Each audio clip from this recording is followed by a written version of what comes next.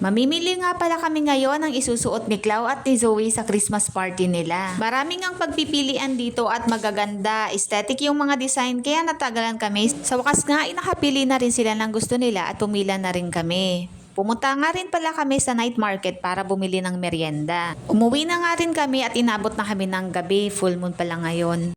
Kinaumagahan nga ay Christmas party na nila at syempre picture-picture muna. Si Zoe nga pala ay grade 5 at si Clau naman ay grade 3. Syempre hindi mawawala dyan ang picture taking ng class advisory. Kaya A muna tayo.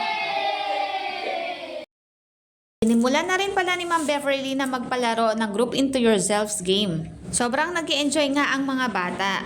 Ang susunod ngang laro ay ang in or out game.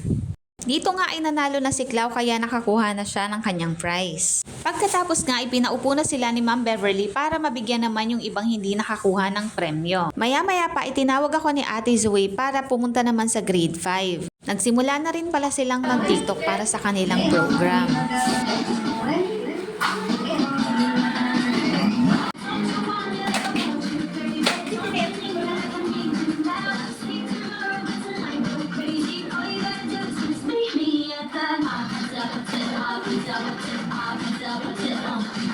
Pagkatapos sa grade 5 ay bumalik nga ako sa grade 3 dahil sisimulan na rin pala ang kanilang exchange gift.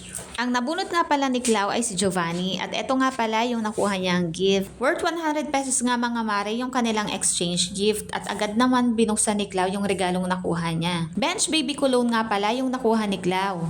Tuwang-tuwa si Clau dahil eto talaga yung ginagamit namin. Bench baby cologne na talaga yung binibili ni mama nung mga bata pa kami. At eto mukhang naligaw nga yung pamangkin ko at nakipila na rin. Pagkatapos nga ay namigay na ng candy si Darlene.